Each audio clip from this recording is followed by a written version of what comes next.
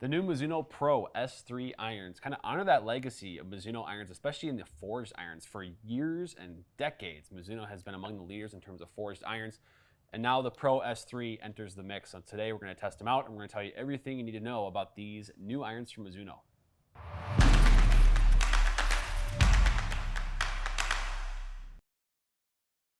Hey golfers, I'm Drew Mahowald of Second Swing Golf here at Second Swing at Minnetonka, joined by Tyler Fitzel for a review of a new iron, Mizuno Pro S-3. Yes. So Mizuno maybe mixing things up a little bit with the nomenclature, but nonetheless, it looks like a classic Mizuno almost blade from a dress. I know there's a little bit of a cavity here, but it looks like something that the purist or the maybe better ball striker out there, someone that is looking for simple yet feels great, is going to love the Mizuno Pro S-3.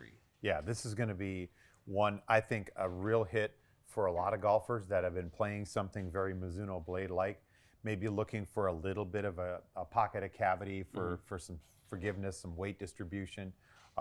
Can't wait to kind of dive in and get to know a little bit more about these. I think first impression, just purely looking at the kind of appearance of it without kind of diving into maybe the design features, is it looks like a smaller version of the Mizuno Pro 243. Like it's a little bit, you kind of, even like the cavity is just shrunk a little bit, maybe not as pronounced.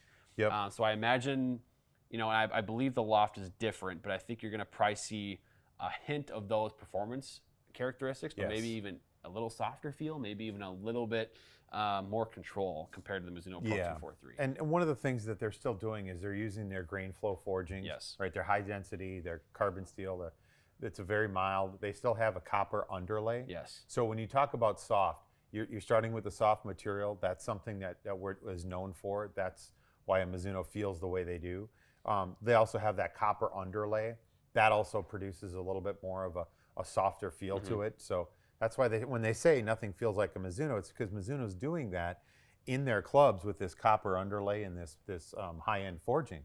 Well, if they're the only ones doing that, then that's why they're going to feel that way too. Yeah.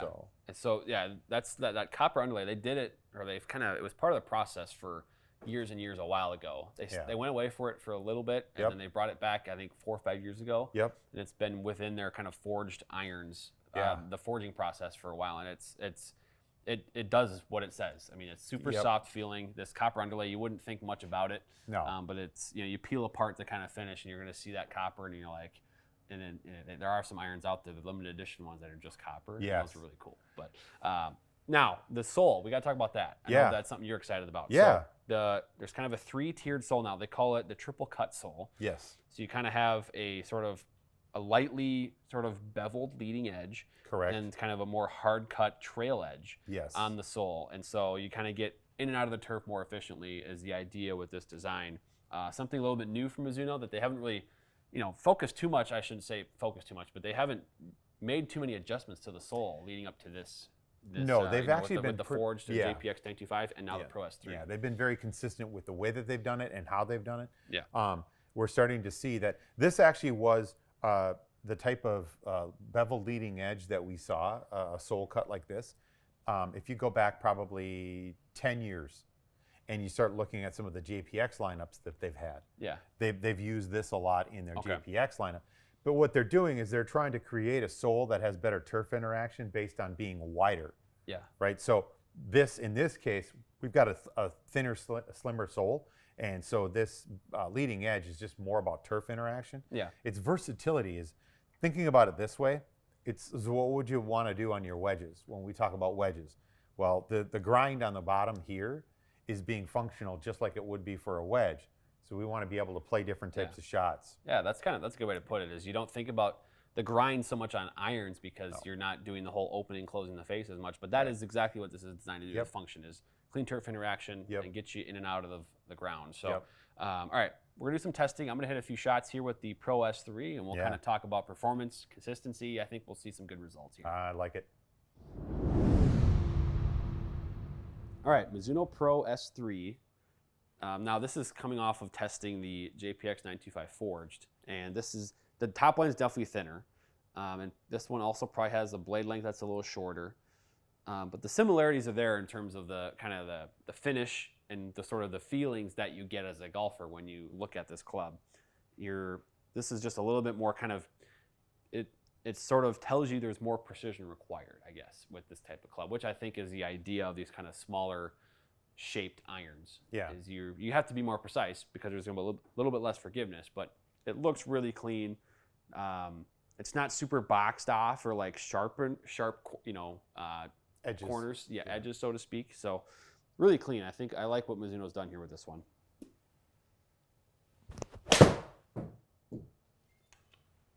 Ooh. Yeah, that one felt pretty good.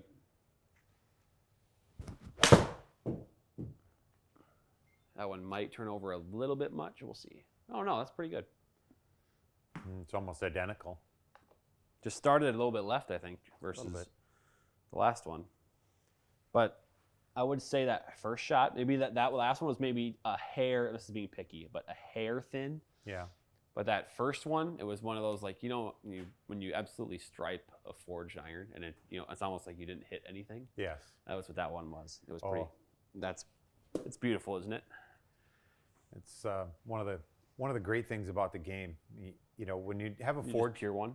Yeah, but for that too is when you have people ask all the time about, I can't hit a blade, what is it with blades? Why would you even do that? The reality is it's about feedback. Yeah. So when you hit that, you knew exactly where you hit it. Mm. When you get into clubs that tend to get bigger or they have a thinner face, you could hit it out on the toe, but it felt like the sweet spot. And you're going to get some different gear effect out on the toe.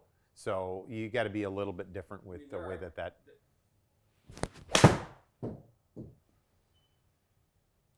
There it is. There's that high draw. I do like what I like about that shot is that one, you could call that kind of an overcooked draw, so to speak.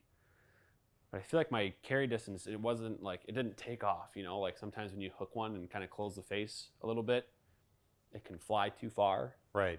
But I think that carry number is pretty much the same on 3 shots so far. Yeah. Pretty darn close. I mean, the consistency is 1.0. Exactly. That your carry distance so far has been 179.2 on average. Yeah. That was 179.9. Yeah. So plus or minus. I like 1. that. The spin seems like it's been consistent too. I'm gonna hit one more of my stock swings here. Yeah, your plus minus and spin is at 153. Yeah, I like that a lot. Out of about 5,300.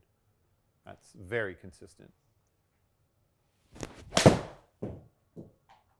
I hit that one a little harder, so it's gonna go farther than 179. Oh, it's not. Wow. That's cool. Yeah, your spin came up, right?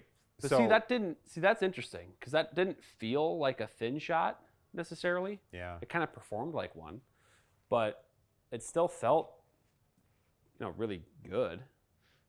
But I like where this is going to end up with my carry consistency. That's going to be fun to look at. Yeah. Now I think the spin went up mostly because that face was open 6 degrees. That's probably the main reason it's up there, and it flew way higher. 124 feet.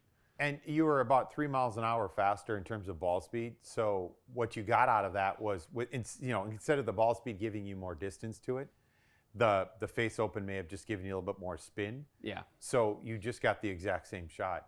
Well, let's take a look at that. Look at that map. I want to see where that. It's got to be just this horizontal. Yeah. There you go. Yeah. But even for that, again, we talk about the consistencies, ball speed at 125 as an average. But you look here, 123.9, 123.9, 124. Yeah. There's just I swung a little faster on that last one. Yeah, exactly. But the same thing is we see very consistent launch, spin, we see peak height, we see landing angle. Like that was direction is one of the 4 things that we talk about with the ball. We've talked about this a lot. You hear me say this a lot: ball speed, launch, spin, and direction. That direction is something that we all have to face with. On a shot-by-shot basis because of like face angle. Yeah. Right? Face angles are going to change. Path's going to change. Stance is going to change. All those little things are going to change. But if you can make 4 swings and basically have the same sort of numbers to them, direction will always be the one that is probably the most inconsistent of them. Yep. And then, this is, Project X Rifle 6.0. I mean, this is pretty good setup. I wouldn't say it's a fit perfully for me. No, but it's a pretty good fit. It's a really good one. And then, of course, with the direction piece, you can also dial that in with the right shaft and stuff, too. Yeah. But I like how consistent that is. And the fact that I was able to miss miss left, I would say kind of a ways left, and then I had one right that was kind of a ways right, but the distance didn't really change on them, which I like a lot because a lot of times you get that oval where it kind of goes like this. Yeah. Where you get the far, the left misses go like 10 yards further. Correct. And the right misses go about 10 yards shorter. Yes. To see that is really good. So a player that, is looking for consistency, a club they can trust and not have those fluctuations. That's ideal. We talk about this all the time. Can we go east and west? If you're east and west, you're going to be in a great position because you're going to east and west is face maybe open versus closed. Whereas you start talking about north and south, and you start talking about, well, that's 15 yards farther and that's 12 yards shorter. Yeah. Those differences right there. We don't want to see that. And so immediately, just off of the first couple of swings, you haven't even hit this club, and all of a sudden you just throw 4 darts out there. So what I'm going to do now, just for fun, and I'm not a cut player. I don't hit cuts very well, but I'm going to try and hit a cut. All right. Just to see if this thing's workable and if I can shape it, because I can hit the draw. I can tell that. But we'll see. Maybe I'm being a little ambitious here, but.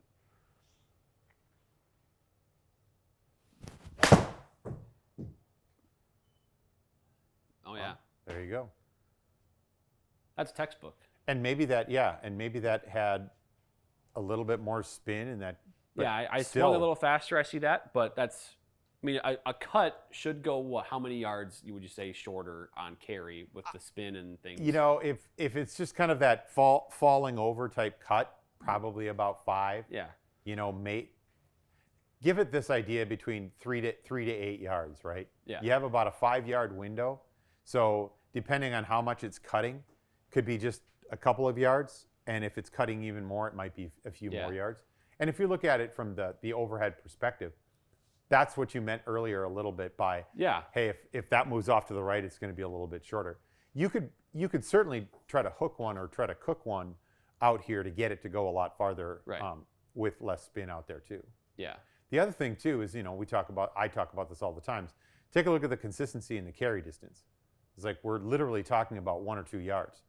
I mean, I got 3 of them that are exactly 180 yards basically. Yes. 179.9, 179.9, 180.0. Right. Yep. And then the one cut I hit, which actually I'm surprised at how well I hit that cut. But no more spin because you're hitting down on it more, which is natural with the cut. So a little more spin, which drops it by about 5 yards. I mean, that's so I can do what I want. I mean, this might be a contender to be in the bag. I don't know. As of now, I'm still playing Larry's LB1s. Okay. But which are awesome and I like them. But these are really good for my game. Maybe if it's a combo set with the forged or whatever it might be. Yeah. But really good testing here with these ones. Well, that's what this set specifically was kind of set out. What they set out to do at Mizuno was engineer a set that was just going to be a set. And I take you to like the 243s, the Mizuno Pro 243, where that's a blended progressive set. They have a solid, it's more blade-like, like cavity, and then they get into a deeper cavity. Whereas like the forged, as the new JPX 925 forged series, it's designed as a series so that you have more of a solid 1025 carbon steel going into the chromoly blend as you get to the 7654. Yeah. The idea though is like to have a complete set, and it'll be interesting because would you want to blend a set maybe like not. this? I mean, we're not hitting longer irons or anything today. That'd be the kind of the test where maybe hit the 5-iron or hit the 4-iron. Hit the pitching wedge, see how that all works. Well, and I think too is when we'll get into that, you'll start to see the pictures of this come out. We've got the specs on them already. We're going to get in deep, like I mentioned earlier, the size. What's the progression of the blade size? Yes, what's the blade height? What's the blade length? What's its overall picture, right? So as a 7-iron, this is I would call this not a compact. It's not super small, but I would definitely call it a smaller blade profile. Yeah. With a slight cavity to it. But if all of a sudden you start getting into the 6, the 5, the 4, and they become maybe a little bit bigger, and then it works perfectly. Then you're seeing now where players look for a little more forgiveness and kind of playability with the longer irons. Yep. Just because they're tougher to hit, and you need a little bit more help with those, and then kind of maybe make them more compact, smaller, workable. Have more control over it the shorter the iron. Yeah. So Totally. but really good testing here. I mean, again, look at that consistency on the distance. It's, Yeah. You can't really ask for much more than that. So No. Pro S-3 is really good. Yeah. First impression. Yeah. Testing complete, Tyler. Yeah. Mizuno Pro S-3, really impressive. I think the consistency of the performance, even when maybe my face was a little closed, face was a little open, the distance didn't waver, which we talked about a little bit, where some of those, maybe these irons that are maybe hotter or, you know, a little larger might have those those hot spots, or maybe a ball like that might fly further or come up a little short. And to see the consistency there was really good, but also just looks and feels awesome. Well, you know, when you start looking at the design, right, they kind of have a little bit of a stepped pattern in the back of this cavity to it as well.